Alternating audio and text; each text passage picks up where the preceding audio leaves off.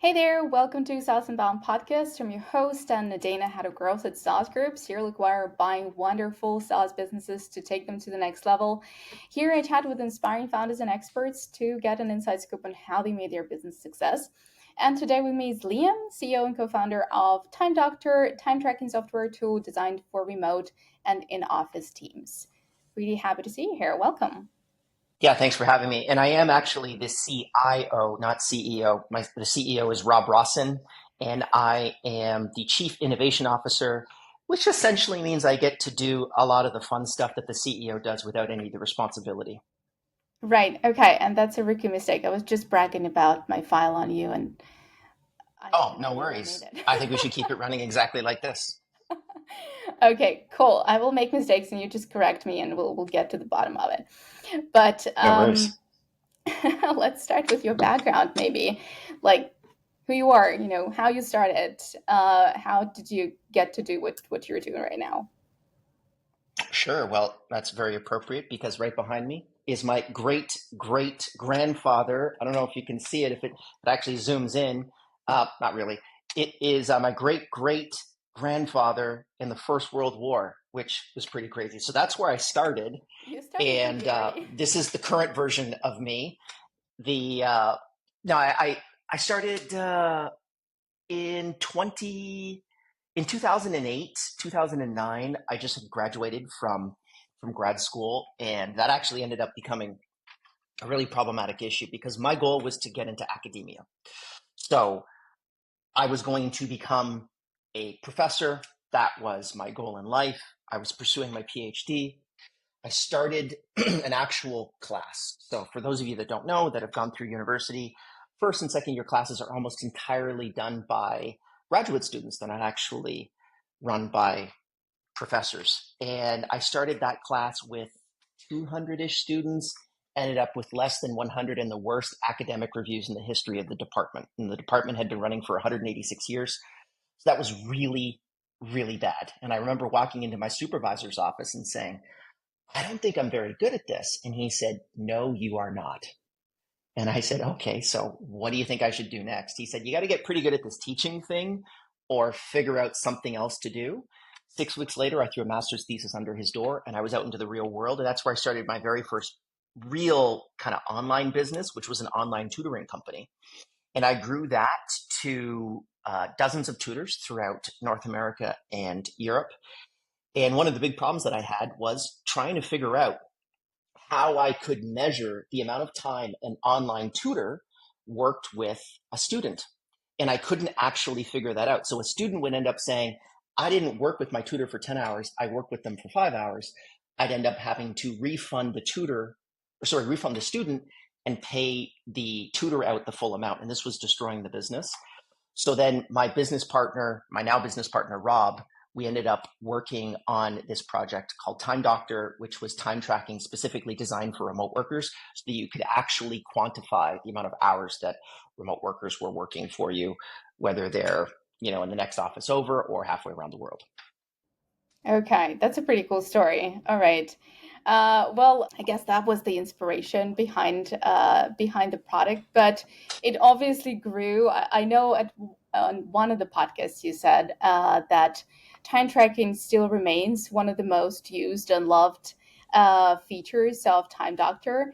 But how did it grow into like what it is now? Like, where did you get the inspiration? What is it, your idea, your vision from the beginning, or was it mostly just what customers required?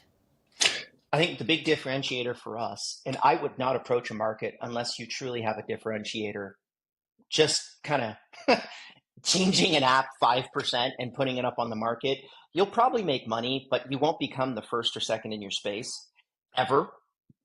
And if you can't become first or second in your space, you might as well not even bother going into the space because you either are the company that everyone is rolled into or you are the linchpin that allows the first place player to actually own the market. So without becoming first or second, don't bother. But what we did is we added in websites and application tracking inside of time.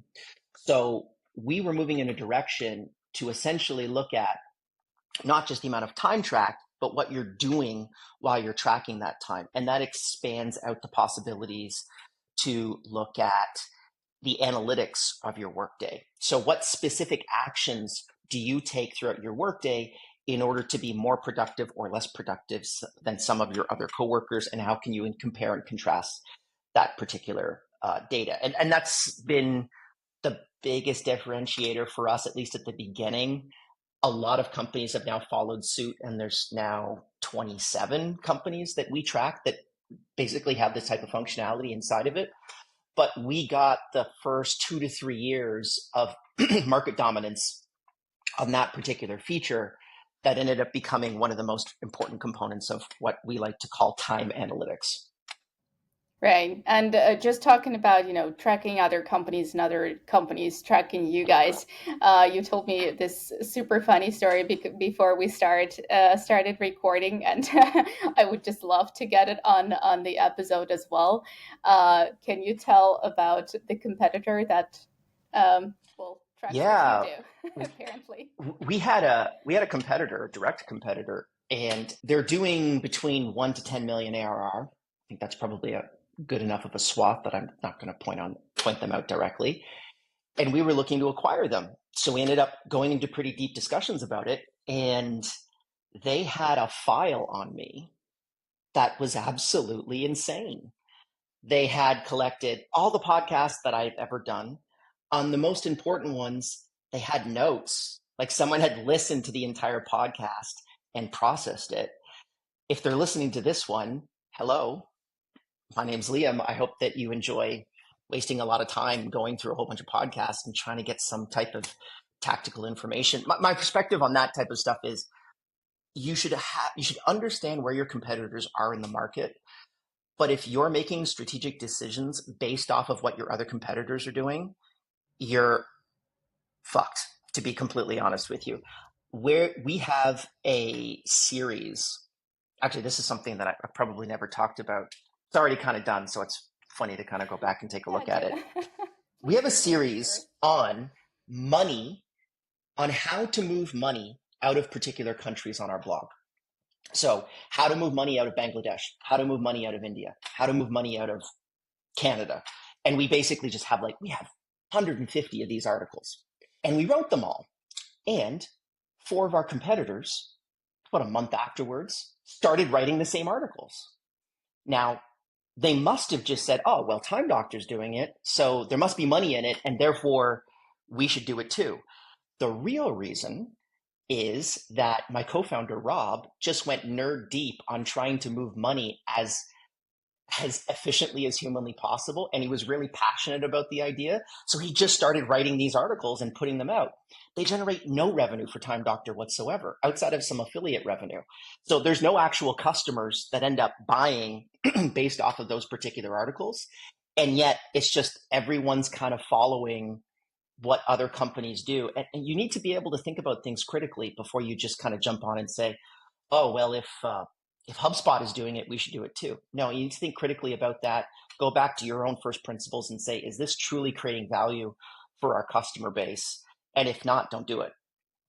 All right. It seems like you guys are having enormous amount of fun running the business and just making sure that every one of your competitors is also having fun with it.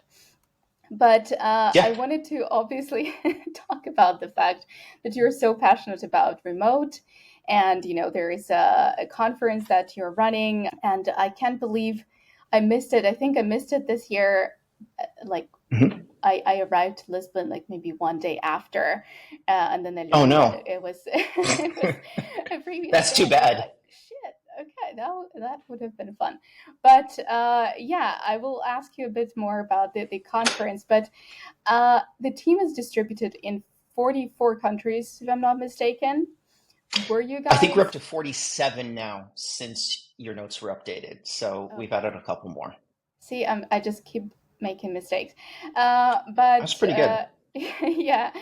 Um, were you remote from day one? Yes, we were. So that also kind of connects to another funny story, which was trying to raise money 3 to 4 years into the business. And we got a lot of term sheets from different companies, from different firms. And every single one of them said, well, you need to move your entire team to San Francisco, Palo Alto, Toronto, New York. And we said, well, our mission is to empower the world's transition towards remote work. Don't you think it's a little inappropriate to be able to be the antithesis of that and move everyone to one particular place? And this was 2017, 18. And they said, listen, we love what you're doing with remote work. We think it's fantastic, but we're venture capitalists. Trust us. We know what we're doing. And they didn't. Remote is definitely the better business model to be able to run. We can get into that, but it was a it was a really interesting moment for us to be able to say, are we going to really walk away from term sheets that are really good just because we want to be able to continue to run the business this way? And the answer was yes, because we want to be able to have fun. If you're not having fun doing what you're doing, it gets really tough sometimes running a SaaS business. And you want to be able to have the freedom to work, at least for us, wherever you want, whenever you want, and empower everyone else in your organization to be able to do that too.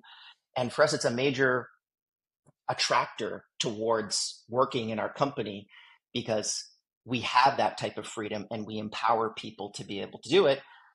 It just means that we can't take venture. I think actually, if we raise money today, it would be a completely different story because people now know that remote works.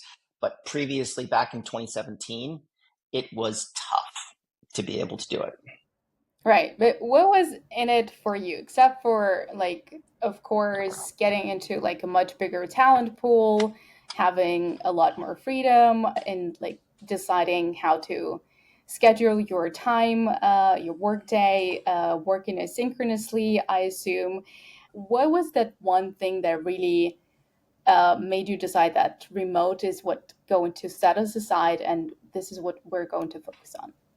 So it was in the mission, which is empowering the world's transition towards remote work. And that was a core tenet that we've held since the beginning of the company. But then, secondarily to that, for us, we just don't want to work out of a cubicle for the rest of our lives. We don't think that that's where people thrive. We don't think that that's where creativity exists.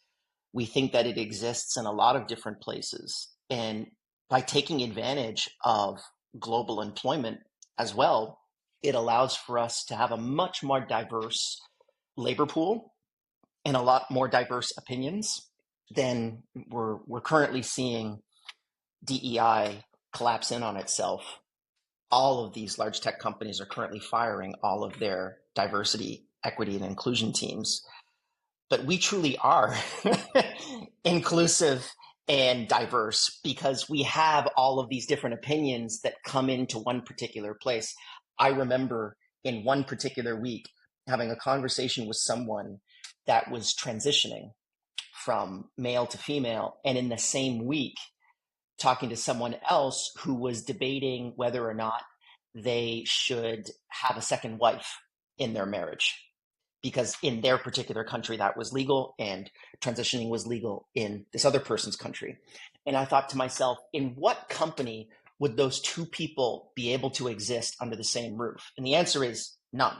But we have all of these different opinions, and it provides us really cool and unique opportunity to be able to get everyone's understanding on how to build features, how to build content, how to build our marketing strategy. And I personally love it. It's just a lot more exciting than everyone having the same boring opinion. Absolutely. So, okay, everyone talks about remote and remote being so cool and so transformative to their culture. What are the disadvantages and what clearly doesn't work in remote? Is there anything? So during the transition, which was easily the biggest transition in work since the Industrial Revolution, we saw everything change. I don't know if you know the numbers on that, but pre-COVID, February of 2020, about 4% of the US workforce was working remotely. A month later, it was 46% of the US workforce. So a complete transformation of everything that you think of when you think about work. And today we're actually sitting at about 34%, and that number is going back up. It's not going down. It did have a bottom out of around 29.5%. It's now back up to 34%. And I would project that remote will become the dominant way of working within the next decade. And there's a lot of reasons behind that. Essentially, it just allows for people to be able to communicate much more effectively once they understand how to work remotely. And the biggest disadvantage that we're currently seeing right now is these in-office companies that went remote were using the same managerial playbook to be able to manage these newly remote workers, not understanding that you actually have to have a different management philosophy. And that management philosophy for me is what I like to call asynchronous management. So the ability to be able to manage people without directly interacting with them through Zoom calls or Riverside or or even actually synchronous Slack messages or Microsoft Teams messages.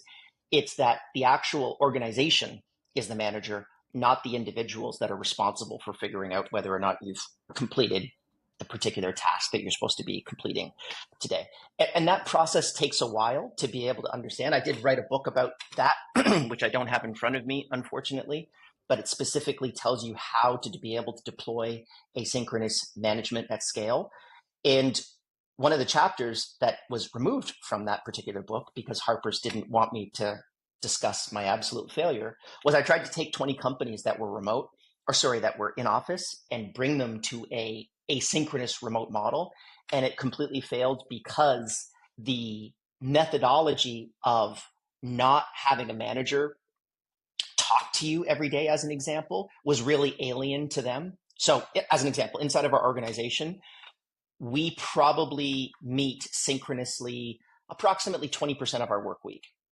The average company that is remote right after the pandemic met synchronously 56% of their work week. So 56% of their work week was spent doing video calls talking about doing work.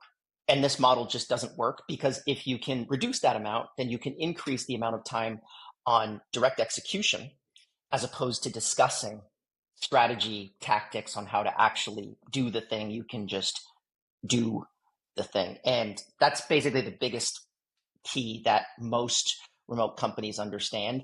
And ironically as well, when you look at the numbers with regards to, even YC had a really interesting data set that they've put forward, 86% of new Y Combinator companies are being started remotely.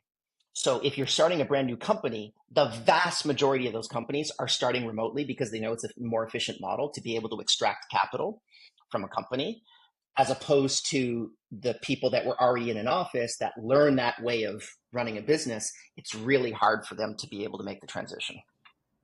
Okay, that's interesting. So, I mean, maybe there is something in your book that, again, you can address, but what are the best ways to stay in context when you're remote and asynchronous? Because I think that's also kind of a struggle that all those in office teams are having, is that, whenever you're in the office, even if you're not having all those calls and meetings, you still kind of meet in the corridor or like near the like water cooler or whatever, and you're still kind of in the know of what's going on, a little gossip, a little, what the other department is doing, and you're kind of, always in the loop. When you're asynchronous, there is certain FOMO that you're experiencing. What would be your advice to stay in the context and how to like make sure that people know what they're doing, like the entire context? Yeah, so there's a big problem right now happening specifically as it applies to hybrid work, which is location bias. So distance bias. Let's say that we have 10 people that are doing a meeting, five of them are remote, five of them are in the office. And they're up on the big board and they've got their Zoom bubbles or squares. I don't know what Zoom does, but there's people up there. And you finish the meeting and you say, hey, we're going to do B. B's what we're going to do. Liam has said we're going to do B. We're going to roll it with B. And then the Zoom call ends. And Anna says, Liam's a fucking idiot. Don't do B. We need to do A. And then you have that little kind of conversation, just like we were talking about, that kind of like off documented conversation, that non documented conversation. And then the next morning, I wake up and I'm like, we were doing B. I already did like 6 hours of work towards B last night. Why are we doing A? Oh, we decided to do A after the call. Those conversations need to be banned from an organization in order for it to work. So these non documented conversations, I say, if you want to kind of tell me some office gossip or some drama, I shut off immediately. If you can't tell me, or sorry, if you can't tell everyone in the meeting, then you can't tell me. We need to discuss this openly and honestly.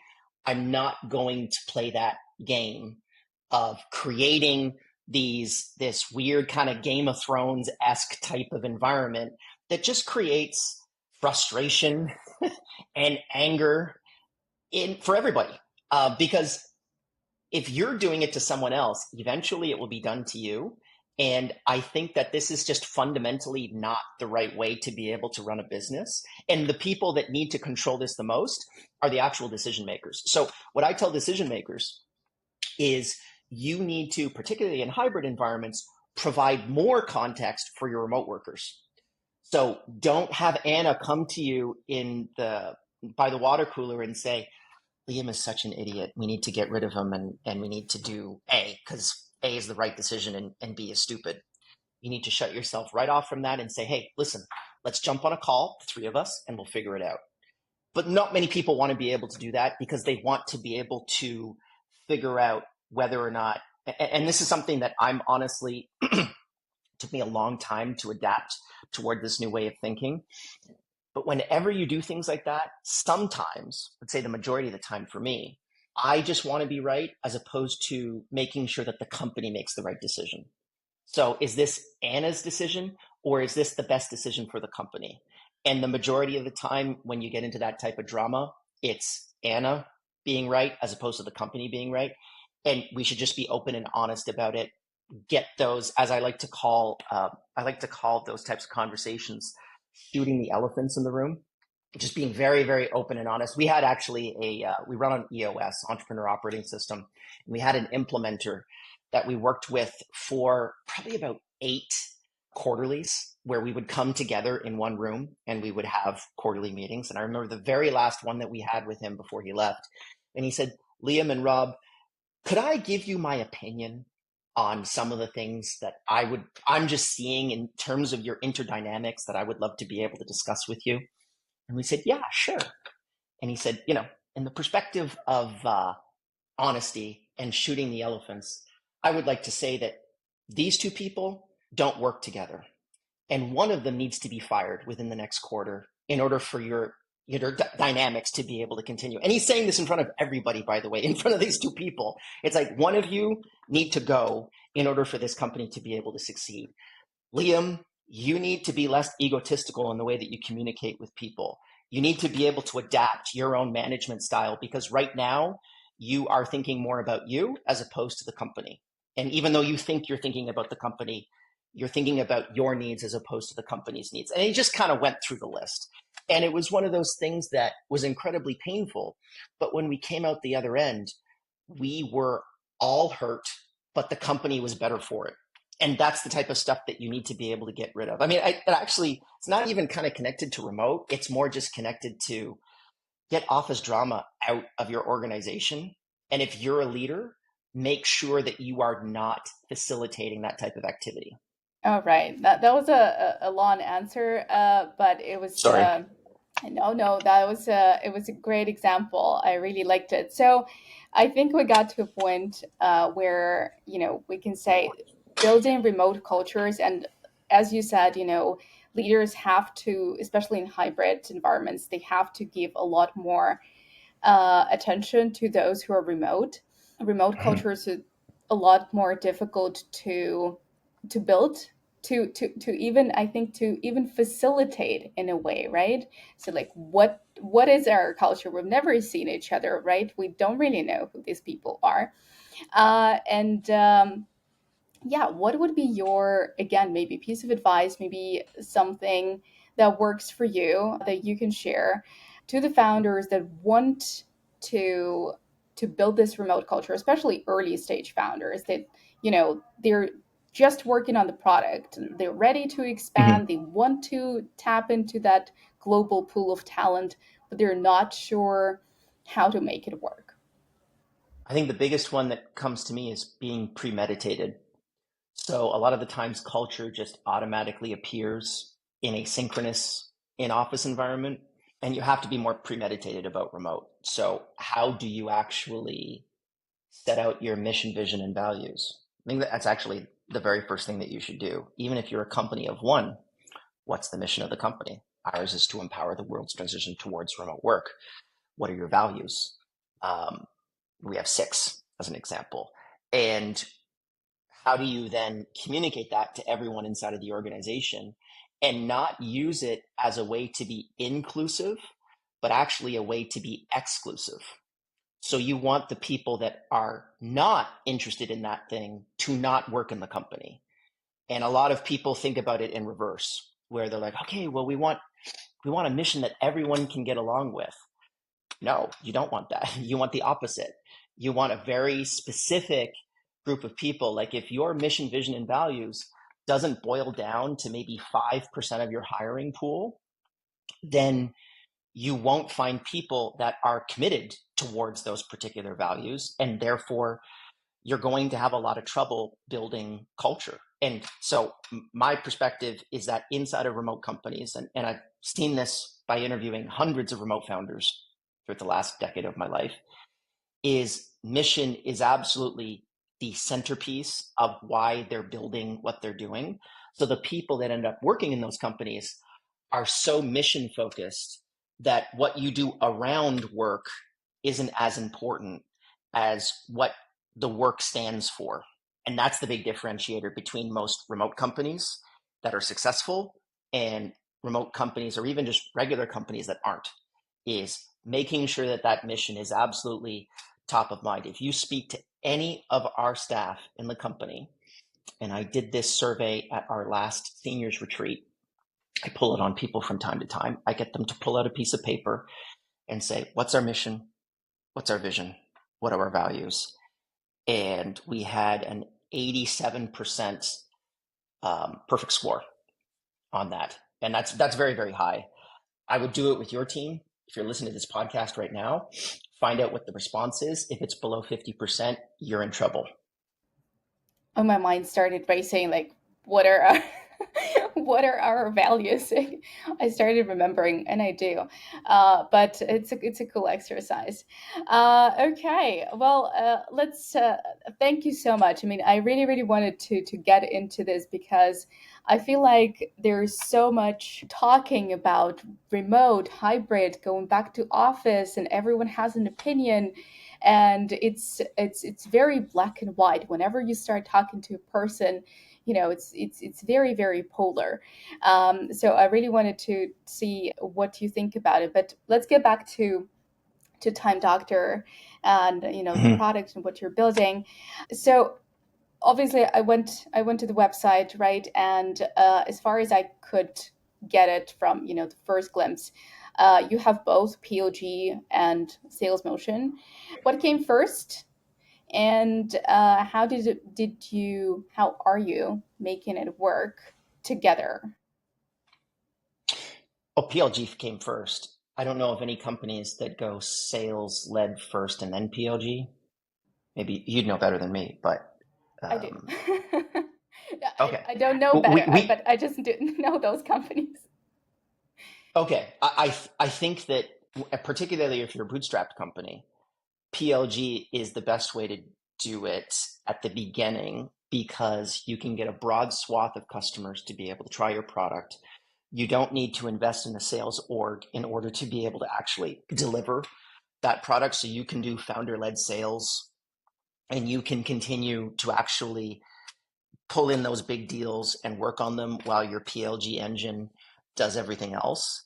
And then once you're probably around like 5 million ARR, 10 million ARR, then I would really invest in a sales led motion to be able to, but you have to do significant investments into that. And we had a lot of stops and starts inside of Time Doctor. So we would invest 1 million and it wouldn't work. We would invest, 1.5, 2 million and that wouldn't work.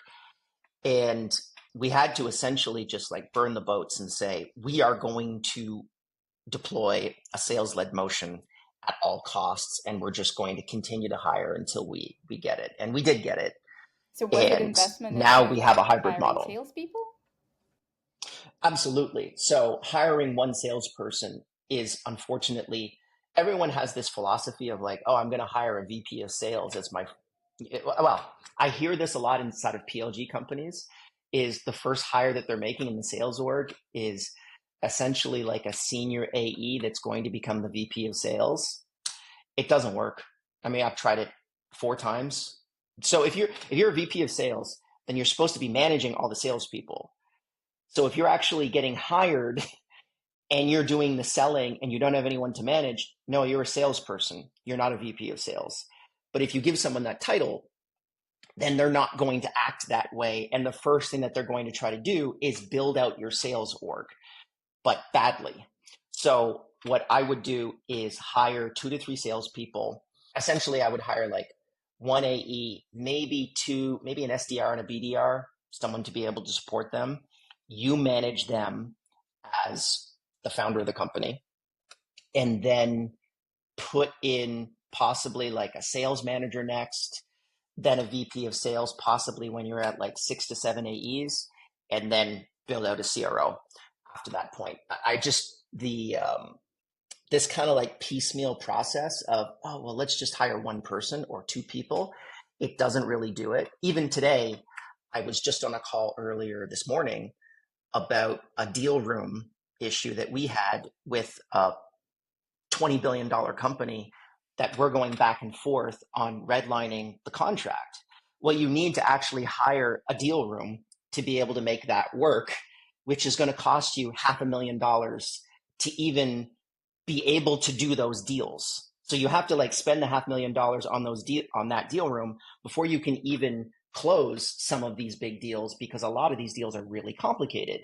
And so because of that, you need a couple $1,000,000 to invest to really make it work, unless you are a founder that is sales led and is just a really good salesperson, in which case you can probably push that back significantly longer. But for us, we were both marketers at heart, and PLG was the best way for us to be able to generate that type of revenue, because it gave us, 5, 10,000 customers to be able to work with, to then work our way up to more enterprise level deals.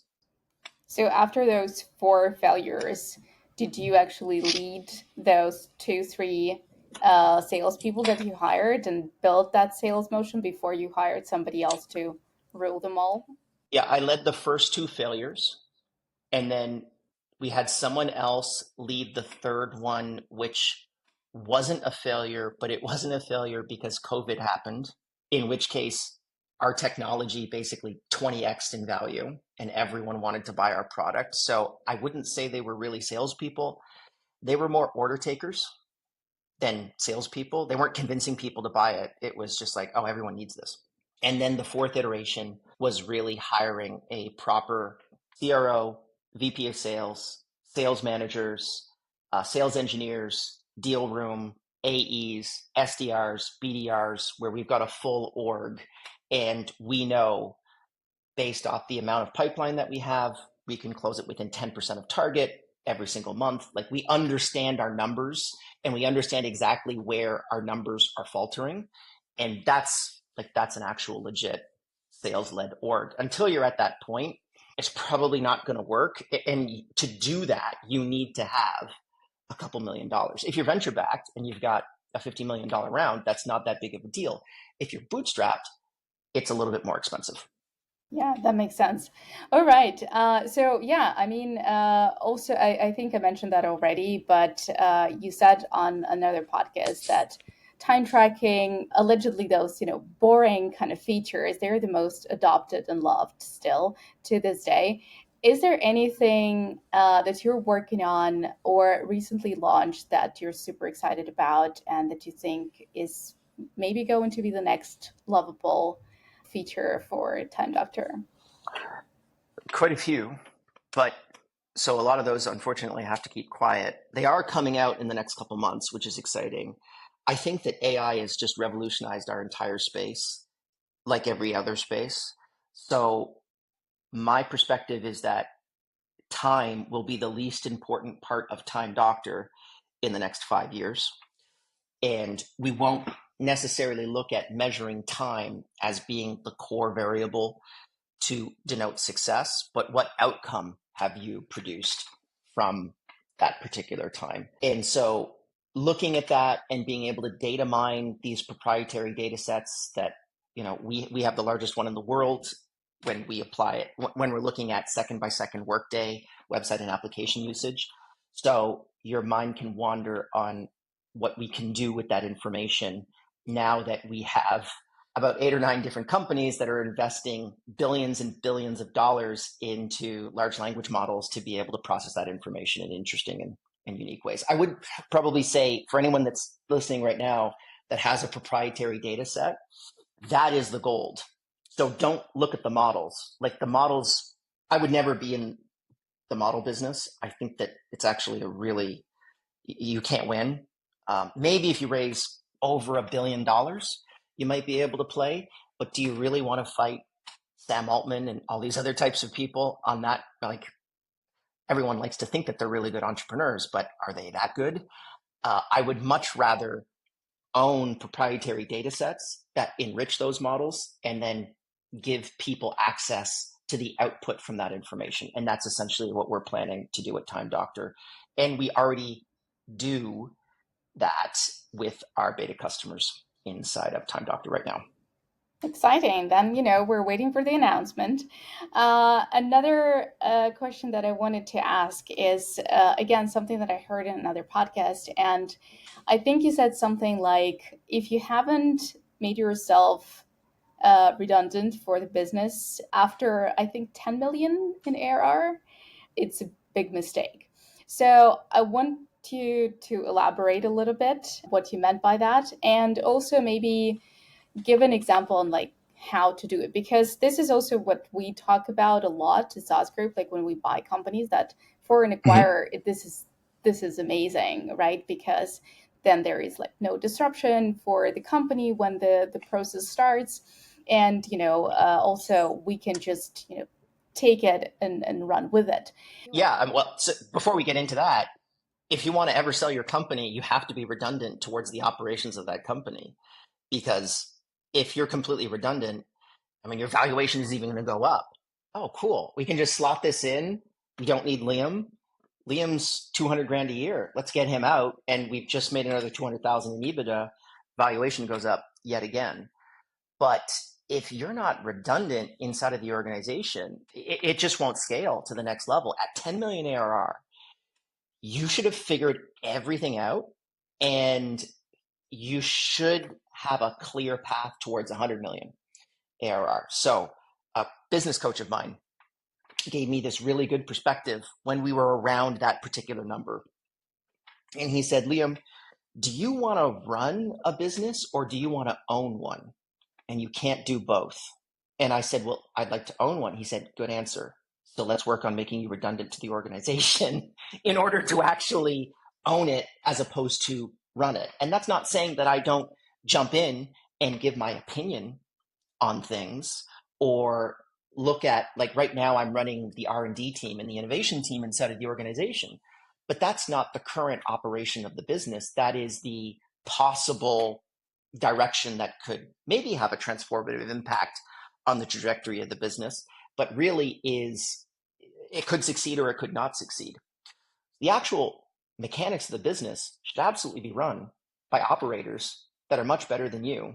Like, I want to kind of say this in a different way, but a lot of people get lucky. I got lucky, right? Like when I look at founders, there are some that are successful, and I would define a $10 million ARR founder as successful. I would say it was a combination of like preparation and just luck to be able to get to that particular target. There are a lot of fantastic founders that are doing 2 to 3 million ARR, and they just had a really crappy idea And unfortunately, they just got stuck in it. The best thing that can happen to you in a startup is it can fail quickly. The next best thing is it can basically succeed quickly. And the worst thing that you can possibly have in a startup is it succeeds very slowly, because that honestly, you could do other things. Think about the stage that we're in right now in July of 2024. AI is absolutely exploding. You could just choose a direction and go and probably do very, very well in that direction. And so when I think about all of the people that are stuck on, I don't want to necessarily name names, even though they're in my head right now, of buddies of mine that are running like relatively successful businesses that are doing like a couple $1,000,000 a year, but maybe it's growing 10% year over year. And it's just like, you could be doing something that could be growing 200% year over year because you have the DNA to be able to do it. But unfortunately, because you're running it, you don't have the ability to just own it and then go and build something else. Okay. So I feel like what you're talking about is also like placing the right bets and taking risks, uh, as opposed to growing because, well, you said it, right? It's slow, but it's still successful. So I think it's just about mindset and mentality. Not everyone is ready to jump If on you're it. doing a $50 million business that's doing 10% year over year growth, and I would suggest to them, and they're still running it, get some EBITDA in your books. I'd say about 20% EBITDA. And realistically, probably 30. You want to have like rule of 40 achieved. And then make that sucker a cash cow, right? Generate your $15 million a year, put it in your pocket, and then figure out how to build the next thing and build a multi-product solution as opposed to continuing to grind down on it. And if you can't extricate yourself from that business, then it's not a business that anyone should buy. That's a good argument. Okay. All right. Well, I have two more questions to wrap this up with. The usual ones on the podcast. First one, so far, what has been your biggest win and your biggest failure? And it could be for a company or it could be Mhm. for you personally as the leader. Well, so biggest failure was we were in a company retreat in Bali about 4 or 5 years ago. And I remember talking to our entire engineering team, and we had concerns about whether or not the servers could keep working with the amount of load that was placed upon them. And 7 of those engineers said, we're solid for the next year, no problem. One of them disagreed passionately and said, we are 1 month away from everything collapsing in on itself. And 1 month and 2 weeks later, 6 weeks later, we had a 3 day outage that cost us $6 million. That was a really bad day. Yeah, I could probably say that that's probably like the biggest inflection. It affected our MPS for 2 years. It affected our churn rate heavily. I ran out the calculations on that, and I don't want to even talk about like the long term trajectory of that mistake. It probably cost us tens of millions of dollars. And then the biggest win was building a sales org that could work right before COVID, which was entirely a black swan event that we just didn't control. Talking about luck, right? A lot of this is just luck. We could have our PLG engine handle the 20,000 customers that just wanted to buy something for, $200 a month, $300 a month, $1,000 a month, and only focus on the top 1% that were government agencies and multi-billion-dollar corporations that wanted to close $1 million deals. So it enabled us to be able to take advantage of both those two sides. And during that time, a lot of our competitors either had a sales-led model or a PLG model, but they didn't have both. And that was really critical for us to be able to maximize that opportunity as much as we did. Oh, that's a great win. All right. The last question is about a hack. And it can be anything. You may not even call it a hack. It can be just something that just, wisdom that we all are aware of, but would love a reminder. or, something unconventional that you keep running back to? I can tell you one actually, specifically as it applies to this call. I have a version of it's running off of ChatGPT, but I have a tool that's transcripting everything that you're saying and what I'm saying, and then can give me intelligence specifically on what I think I should add or not add to the conversation. Oh, God. Okay. It's here. Yeah, I mean, It's and making you you can say see this things. actually. It's used for job interviews primarily, but I have it turned on for almost all my calls now, and it even will tell me you're speaking too quickly. You wanted to have a words per minute of 95 and you're at 115. I speak very quickly. I have a lot of runoff conversations. I go into soliloquies that I shouldn't. And that's one of the things that I recognize when I'm in podcasts or even doing any type of public speaking. Long form podcasts are a little bit different. But if I'm doing like a press piece with CNN or MSNBC, they want sound bites. And I can specifically get myself into that mode. And then it will tell me, hey, you're talking too much, talking too quickly. You're not making clear enough statements. And I really like the tool. I've only been using it the last like month and a half, but it's been pretty cool. Okay. Will there be an advertisement of the tool, or It's will in it just beta, remain anonymous? so I think it has to remain. I will ask the founder to figure out whether or not I can put it in the show notes later on. And if it's not in the show notes, you should probably check the show notes to find out if you're listening to this. But I don't know if I can actually release it because he's got it very much under wraps.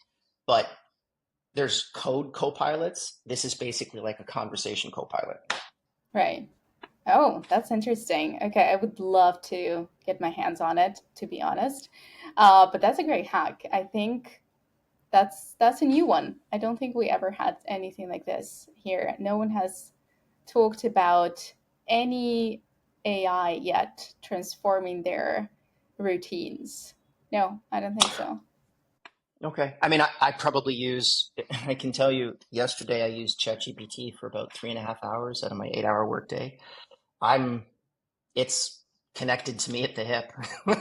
I love using it because it just provides me, it allows me to be able to expand my output. I would probably say I've doubled my personal output with LLMs. And the bigger part of this too, I do see a vision where we will have kind of like, the Microsoft, not clothespin, but it was like Windows 3.1, Windows 95.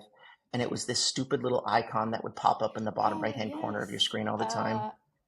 Like a paper. If people are screaming right now at the Yeah. podcast saying, it's this, Yes. it's this. A staple? No, it's not a staple. It holds papers together. Yes. Oh my God. Paper holder. I don't remember. Everyone knows. Everyone's screaming at the radio right now or in their AirPods. That thing will actually be useful and will tell you things throughout your workday to maybe I'm kind of touching on a little bit of Time Doctor's direction. But essentially what that will do is will allow you to be able to do things like, hey, you're filling out all of these rows on this spreadsheet manually. Here's a formula to just instantaneously turn 3 hours of work into 30 seconds. Or, hey, you know what? It doesn't look like Anna is really getting what you're saying based off his nonverbal communication that she's throwing off on this call. Here are some other ways that you could kind of communicate to her to speak to her directly. Or we know that her psychometric testing is she's this type of personality type, and what you're saying to her does not correlate to her particular way of understanding a problem. And you need to change the way that you're communicating to be able to make sure that you can communicate clearer to her that she understands. This will be, in my opinion, where all of this technology goes for personal productivity, definitely within the next decade. And I would probably say within the next 5 years, which makes it a very exciting world, particularly for my space. And freaky. Like, I gotta say, what you were just talking about. Like, I want to try, but I'm also very much afraid of this. Like, call me old fashioned. I don't know. No, I don't want and I machines agree with you, understanding me that but I much. think when you look at people that will be 30 to 40 to 50% more productive or will be understood more, then it will be one of those things that you just have to adapt to this. It will be like pre CRM, salespeople hated CRMs until they could actually discover that it made them more money. And then they adopted them en masse. So it's one of those things that I think we're probably at this point really at that transition time between we understand that we're pre AGI. We're at this point where we've got these new tools that have really only popped up for about a year and a half. And in the next 36 months, I think we're going to have a transition in work that is definitely more impactful than remote work, but can also be augmented by remote work. Because now, just because you're in San Francisco doesn't necessarily mean that you are automatically going to get the jobs that you're looking for.